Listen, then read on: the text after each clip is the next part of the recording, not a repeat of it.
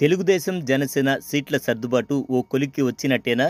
ఇరు పార్టీల అధినేతలు చంద్రబాబు, పవన్ కళ్యాణ్ సుదీర్ఘ చర్చల అనంతరం అభ్యర్థుల ప్రకటన విషయంలో ఏ నిర్ణయం తీసుకున్నారు?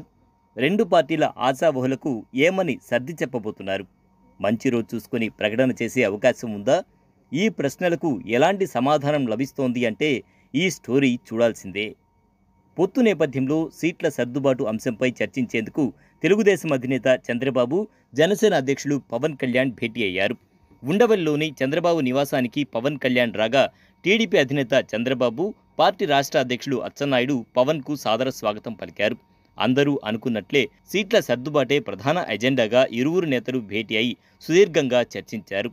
అరకు, మండపేట నియోజకవర్గాలకు చంద్రబాబు అభ్యర్థులను ప్రకటించారని ఒకంత అలిగిన పవన్ కళ్యాణ్ పొత్తు ధర్మాన్ని విస్మరించారని బహిరంగ కామెంట్ కూడా చేశారు. అంతేకాదు రాజోలు, రాజానగరం స్థానాల్లో జనసేన పోటీ చేస్తుందని ఇటీవల ప్రకటించారు. కాగా మిగిలిన స్థానాల సర్దుబాటు విషయమై ఇరు పార్టీల అధినేతలు దాదాపు 3 గంటలకు పైగా చర్చించారు. అన్ని స్థానాల అభ్యర్థుల ఎంపికపైన చర్చలు కొలిక్కి వచ్చినట్టు సన్నిహిత వర్గాల ద్వారా తెలుస్తోంది. సీట్ల సర్దుబాటుపై తాజా భేటీలో ఇరువురు నేతలు ఏకాభిప్రాయానికి వచ్చినట్టు తెలుస్తోంది. జనసేన పోటీ చేసే స్థానాల్లో తెలుగుదేశం పార్టీ ఆశావహులకు నచ్చజెప్పడంతో పాటు వారి రాజకీయ భవిష్యత్తుకు పార్టీ అండగా ఉంటుందని హామీ ఇవ్వనున్నారు.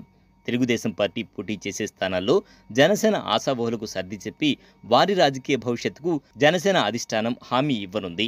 ఇరు పార్టీల నేతలకు నచ్చజెప్పాక మంచి రోజు చూసుకొని స్థానాలు ప్రకటించే యోచనలో చంద్రబాబు, పవన్ ఉన్నట్టు సమాచారం.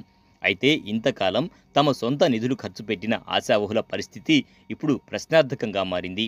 పార్టీని అంటిపెట్టుకుని క్యాడర్ను బలోపేతం చేస్తూ వచ్చిన ఆశావహులకు తమకు సీటు రాదని తెలిస్తే వారు ఇతరులకు సహకరిస్తారా, ఒంటరిగా పోటీ చేసే ఆలోచన చేస్తారా అన్నది కూడా చూడాలి. ఇదే జరిగితే ఇరు పార్టీలకు తీవ్ర నష్టం వాటిల్లే అవకాశం లేకపోలేదు. ఇలాగే ఇది ప్రత్యర్థి వైసీపీకి కలిసి వచ్చే బ్రహ్మాస్త్రంగా మారుతుంది. సుదీర్ఘంగా చర్చలు సాగిన అభ్యర్థుల ప్రకటన వెలువడకపోవడంతో ఇటు తెలుగుదేశం, అటు జనసేన పార్టీ నేతల్లో ఉత్కంఠ నెలకొంది. కాంగ్రెస్ పార్టీ వల్ల కోల్పోయే ఓటు బ్యాంక్ను వైసీపీ, తెలుగుదేశం, జనసేన కూటమి అసంతృప్తుల వల్ల సమం చేసే అవకాశం లేకపోలేదు. చూద్దాం ఏం జరుగుతుందో. భవిష్యత్తు రాజకీయాలు ఎలా ఉండబోతాయో మీ అభిప్రాయాన్ని కామెంట్ రూపంలో తెలియజేయండి.